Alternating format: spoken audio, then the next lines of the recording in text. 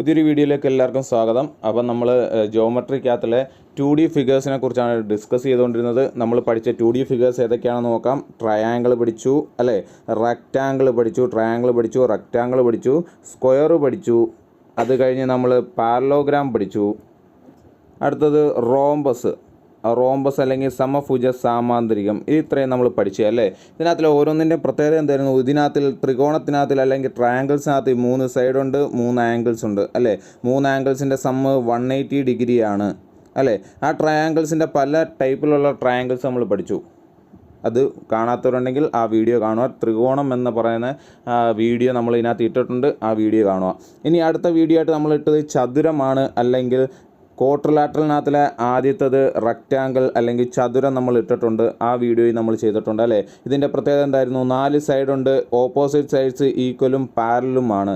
4 angles ഉണ്ട്, 4 ആംഗിൾസും 90 degree വീതം, total 360 degree. Internal ആംഗിളിൻ്റെ some എന്ന് പറയുന്നത്, ഇൻറ്റേർണൽ ആംഗിൾസിൻ്റെ സം എന്ന് പറയുന്നത് 360 ഡിഗ്രിയാണ്. ഇതിൻ്റെ ഏരിയ കണ്ടുപിടിക്കേണ്ട ഇക്വേഷൻ നമ്മൾ പഠിച്ചു, L/B അല്ലെ, ലെങ്ത് ഇൻറ്റു ബ്രെഡ്ത്ത്.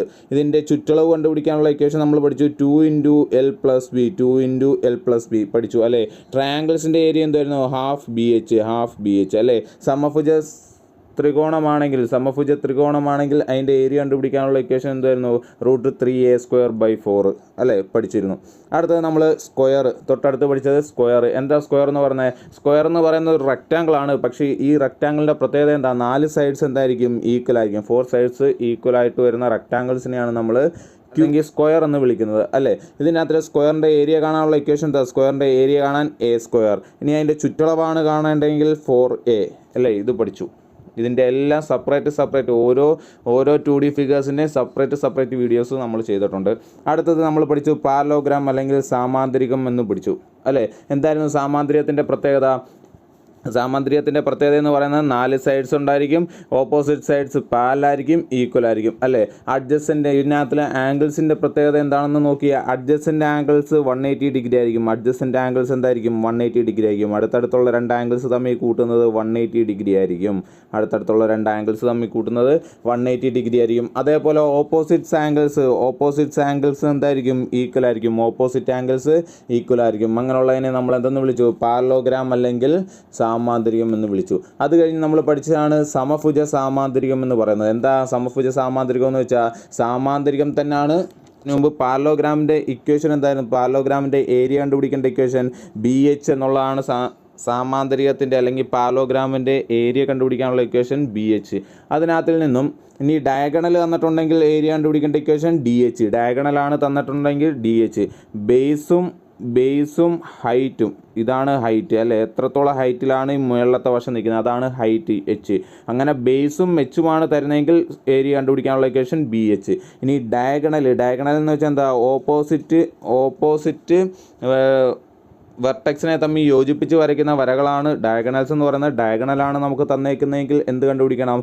DH വെച്ച് വിസ്തീർണം കണ്ടുപിടിക്കുക. ഇനി അടുത്ത എന്താ നമ്മൾ പറഞ്ഞത്? സമഭുജ സാമാന്തരികം അല്ലേ. സമഭുജ സാമാന്തരികം അല്ലെങ്കിൽ അതിനെ നമ്മൾ വിളിച്ചു റോംബസ് എന്ന് വിളിച്ചു. സമഭുജ സാമാന്തരികം അല്ലെങ്കിൽ റോംബസ്. എന്താ റോംബസിൻ്റെ പ്രത്യേകത എന്താ? അത് നമ്മുടെ പാരലോഗ്രാം തന്നെയാണ്. ഒറ്റ പ്രത്യേകതയുള്ളത്, സൈഡ്സ് എല്ലാം എന്തായിരിക്കും? ഈക്വൽ ആയിരിക്കും. സൈഡ്സ് ഈക്വലായിട്ട് വരുന്ന സാമാന്തരികത്തിനെയാണ് നമ്മൾ എന്തെന്ന് വിളിക്കുന്നത്? സമഭുജ സാമാന്തരികം. വശങ്ങളെല്ലാം തുല്യമായിട്ട് വരുന്ന സാമാന്തരികത്തിനെയാണ് നമ്മൾ സമഭുജ സാമാന്തരികം എന്ന് പറയുന്നത്. ബാക്കി പ്രത്യേകതകളെല്ലാം സാമാന്തരികം അല്ലെങ്കിൽ പാരലോഗ്രാമുമായിട്ട് തുല്യമാണ്. ഇനി ഇവിടുത്തെ ഇക്വേഷൻ എന്താണ്? ഏരിയ കണ്ടുപിടിക്കേണ്ട ഇക്വേഷൻ ഹാഫ് D1 എന്ന് വെച്ച് കഴിഞ്ഞാൽ ഈ 2 ഡയഗണൽസ് തന്നു കഴിഞ്ഞാൽ അതിൻ്റെ ഏരിയ കണ്ടുപിടിക്കേണ്ട ഇക്വേഷനാണ് ഹാഫ് D1 ഓക്കെ ആണല്ലോ. ഇനി ഒരു സമഭുജ സാമാന്തരികത്തിൻ്റെ വികരണങ്ങൾ D1 D2 തന്നിട്ട് നമ്മളോട് അതിൻ്റെ സൈഡ് കണ്ടുപിടിക്കാൻ പറഞ്ഞാൽ, വശം കണ്ടുപിടിക്കാൻ പറഞ്ഞു കഴിഞ്ഞാൽ ഇക്വേഷൻ എന്ന് പറഞ്ഞാൽ എന്തായിരുന്നു? Half into √D1² + D2². Half into D1² plus half into √D1² + D2².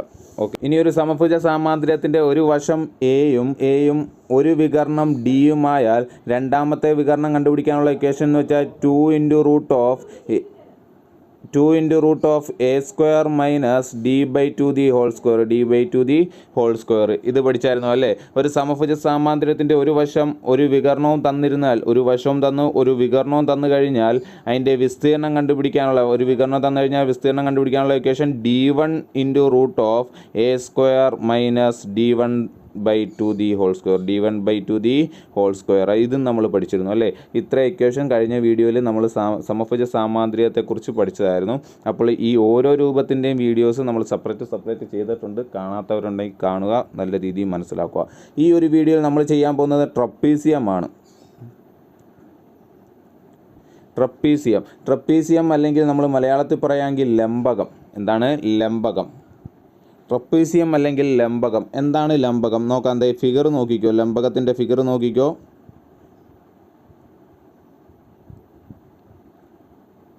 ഇതാണ് ലംബകത്തിൻ്റെ ഫിഗർ. ABCD എന്ന് കൊടുത്തു കഴിഞ്ഞാൽ ഇതാണ് ലംബകം. എന്താ ലംബകത്തിൻ്റെ പ്രത്യേകതകൾ എഴുതിക്കോ. 4 സൈഡ് ഉണ്ടായിരിക്കും അല്ലേ? 4 സൈഡ്സ് ഉണ്ടായിരിക്കും, 4 ആംഗിൾസും ഉണ്ടായിരിക്കും, 4 സൈഡ്സും ഉണ്ടായിരിക്കും അല്ലേ? ഇതിനകത്തിലെ 2 സൈഡ്സ് പാരലായിരിക്കും. ഏതെങ്കിലും 2 സൈഡ്സ് തമ്മിൽ എന്തായിരിക്കും? പാരലായിരിക്കും. ഇത് നോക്കിയേ, ഇവിടെ ഈ സൈഡും തമ്മിൽ പാരലാണ്. ഏതെങ്കിലും ഒരു സൈഡ് അല്ലെങ്കിൽ 2 സൈഡ്, ഏതെങ്കിലും 2 സൈഡ് എന്തായിരിക്കും? പാരലായിരിക്കും. 2 സൈഡ് പാരലായിട്ട് വരുന്നത് അല്ലെങ്കിൽ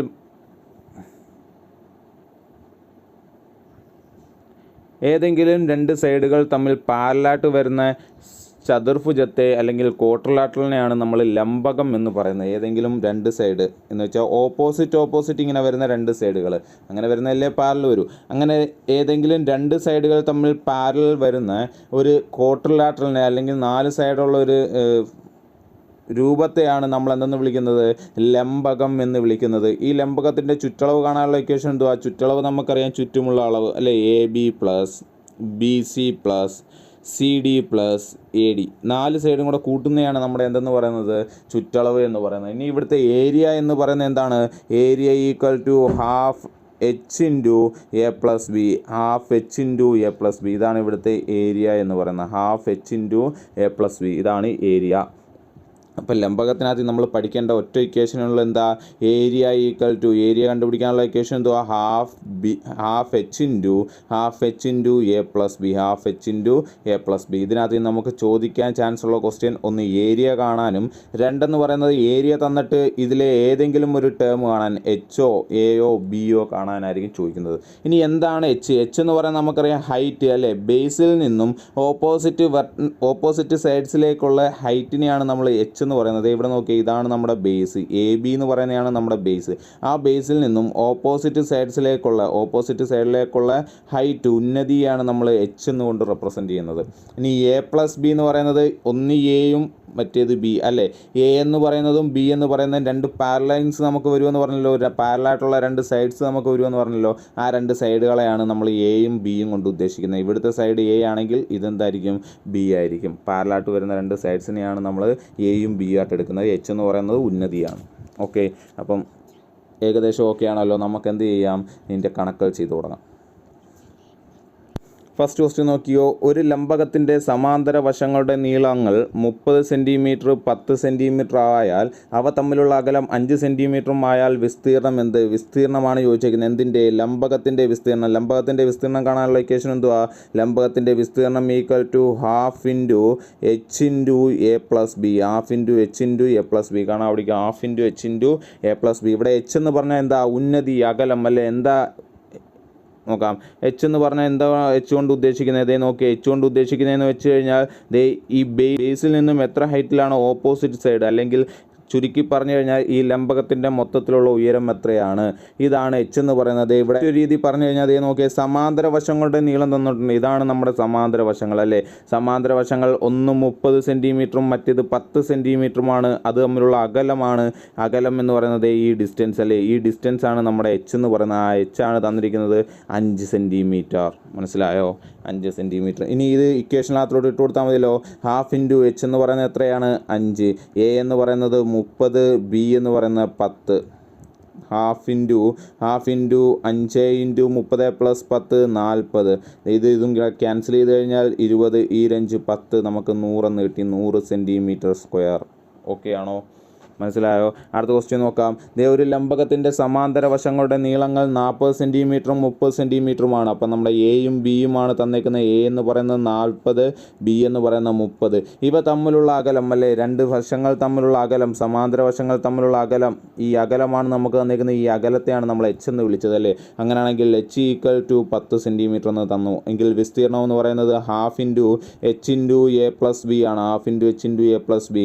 ഹാഫ് ഇൻറ്റു എച്ച് എന്ന് പറയുന്നത് 10 into A plus b 40 plus 30. A plus b എന്ന് വെച്ചാൽ 40 പ്ലസ് 30 എത്ര കിട്ടും? നമുക്ക് 70 എന്ന് കിട്ടും. 70. ഓക്കെ, ഇതും കൂടെ ക്യാൻസൽ ചെയ്താൽ നമുക്ക് 5 എന്ന് കിട്ടും. 5 ഇൻറ്റു 70 350 സെൻറ്റിമീറ്റർ സ്ക്വയർ. ഓക്കെ ആണോ? മനസ്സിലായോ? അടുത്ത ക്വസ്റ്റ്യൻ നോക്കിയേ. ഒരു ലംബകത്തിൻ്റെ സമാന്തര വശങ്ങൾ 50 സെൻറ്റിമീറ്ററും 30 സെൻറ്റിമീറ്ററും വിസ്തീർണം 40 സെൻറ്റിമീറ്റർ സ്ക്വയറുമായാൽ സമാന്തര വശങ്ങൾ തമ്മിലുള്ള അകലം എന്ത്? എന്തൊക്കെയാണ് നമുക്ക് തന്നേക്കുന്നത്? ഏരിയ തന്നു 400 സെൻറ്റിമീറ്റർ സ്ക്വയർ അല്ലേ. രണ്ട് സമാന്തര വശങ്ങൾ രണ്ട് സമാന്തര വശങ്ങൾ തന്നിട്ടുണ്ട്, എയും ബിയും എത്രയാ? 50ഉം 30ഉം. നമ്മുടെ അടുത്ത് ചോദിച്ചിരിക്കുന്നത് എച്ച് എത്രയാണെന്നാണ് ചോദിച്ചിരിക്കുന്നത് അല്ലേ. നമുക്ക് ഏരിയ കണ്ടുപിടിക്കേണ്ട ഇക്വേഷൻ നമുക്കറിയാമല്ലേ. A equal to half into h into A plus b ആണെന്ന് നമുക്കറിയാം. ഓക്കെ, അതിനകത്തിലോട്ട് ആ വാല്യൂ അതിനകത്തിലോട്ട് ഇട്ട് നോക്കിയേ. 400 എക്ക് പകരം നമുക്ക് എത്ര കൊടുക്കാം? 400 എന്ന് കൊടുക്കാം. 400 equal to half into H നമുക്കറിയില്ല, എച്ച് അവിടെ അതേപോലെ ഇടുക, into A plus B. A 50, B 30, രണ്ടും കൂടെ കൂട്ടുമ്പോൾ നമുക്ക് 80 എന്ന് കിട്ടും അല്ലേ. ഹാഫും 80ഉം കൂടെ ക്യാൻസൽ ചെയ്ത് കഴിഞ്ഞാൽ 40 എന്ന് കിട്ടും. 400 ഈക്വൽ ടു 40 എച്ച് എന്ന് കിട്ടും അല്ലേ. എച്ച് ആണ് നമുക്ക് കണ്ടുപിടിക്കുന്നത്. അതുകൊണ്ട് H equal to 400 divided by 40. ഇവിടെ എച്ചിൻ്റെ കൂടെ ഗുണിച്ചിരിക്കുന്ന 40നെ നമ്മൾ എന്ത് ചെയ്യും? ഈക്വൽ ടുവിൻ്റെ ഇപ്പുറത്തേക്ക് കൊണ്ടുപോകും. ഇപ്പുറത്തേക്ക് കൊണ്ടുപോകുമ്പോൾ ഗുണിക്കുന്നത് ഇപ്പുറത്ത് വന്നു കഴിഞ്ഞാൽ എന്താവും? ഹരണമാവും. 0 ക്യാൻസൽ ചെയ്തു, 4 കൂടെ ക്യാൻസൽ ചെയ്താൽ 10. ആൻസർ 10 എന്ന് കിട്ടും. ഓക്കെ ആണോ? 10 സെൻറ്റിമീറ്റർ. നോക്കാം, നമ്മൾ പറഞ്ഞല്ലോ ആകെ 2 രീതിയിലുള്ള ക്വസ്റ്റ്യൻസേ വരത്തുള്ളൂ. ഒന്ന് ഏരിയ കാണാനും, 2 ഏരിയ തന്നിട്ട് ഇതിലേതെങ്കിലും ഒരു പോർഷൻ കാണാനും, അല്ലെങ്കിൽ എയോ ബിയോ എച്ചോ കാണാനായിരിക്കും ചോദിച്ചിരിക്കുന്നത്. അടുത്ത ക്വസ്റ്റ്യൻ നോക്കി. ഒരു ലംബത്തിന്റെ സമാന്തര വശങ്ങൾ 40 സെൻറ്റിമീറ്ററും 20 സെൻറ്റിമീറ്ററും വിസ്തീർണം 1200 സെൻറ്റിമീറ്റർ സ്ക്വയറുമായാൽ സമാന്തര വശങ്ങൾ തമ്മിലുള്ള അകലം എന്ത്? എ തന്നിട്ടുണ്ട്, ബി തന്നിട്ടുണ്ട്, ഏരിയ തന്നിട്ടുണ്ട് അല്ലേ. നമ്മളോട് എച്ച് ആണ് ചോദിച്ചിരിക്കുന്നത്. ഇക്വേഷൻ എന്താ? A equal to half H into A plus B. Half H into A plus B. നോക്കാം, ഏരിയ എത്ര തന്നിട്ടുള്ളത്? 1200 equal to half into H തന്നിട്ടില്ല, എച്ച് കണ്ടുപിടിക്കണം. എച്ച് ഇൻറ്റു ഇവിടെ എ തന്നേക്കുന്ന 40, ബി തന്നേക്കുന്ന 20 അല്ലേ. അങ്ങനെയാണെങ്കിൽ 40 പ്ലസ് 20 എ പ്ലസ് ബി 60 എന്ന് കിട്ടും. ഈ 2ഉം 60ഉം കൂടെ ക്യാൻസൽ ചെയ്ത് കഴിഞ്ഞാൽ നമുക്ക് 30 എന്ന് കിട്ടും. 1200 ഈക്വൽ ടു 30 എച്ച് എന്ന് കിട്ടും. ഇവിടെ എച്ച് ആണ് കണ്ടുപിടിക്കേണ്ട. എച്ച് ഈക്വൽ ടു കൂടെ ഗുണിച്ചിരിക്കുന്ന 30 എന്ത് ചെയ്യും? ഈക്വൽ ടുവിൻ്റെ ഇപ്പുറത്തേക്ക് വരുമ്പോൾ ഡിവിഷൻ ആകും. 1200 ഡിവൈഡ് ബൈ 30. 0 ക്യാൻസൽ ചെയ്ത് 3ഉം 12ഉം കൂടെ ക്യാൻസൽ ചെയ്താൽ 4 എന്ന് കിട്ടും. 40 അല്ലേ. Option B. മനസ്സിലായോ? അപ്പോൾ ലംബകം എന്ന ടോപ്പിക്കിൽ നിന്നുള്ള ആകെ ചോദിക്കാൻ ചാൻസ് ഉള്ളതേ ഉള്ളൂ. വിസ്തീർണം കണ്ടുപിടിക്കുക. വിസ്തീർണം കണ്ടുപിടിക്കാനുള്ള equation half H into A plus B. അല്ലെങ്കിൽ വിസ്തീർണം തന്നിട്ട് ഒന്നുകിൽ എച്ചോ എയോ ബിയോ കണ്ടുപിടിക്കുക. എന്താണ് എയും ബി എന്നും എച്ച് എന്താണെന്നും മനസ്സിലായല്ലോ. ഓക്കെ, അടുത്ത വീഡിയോ ആയിട്ട് വരുന്നവരെ ബൈ.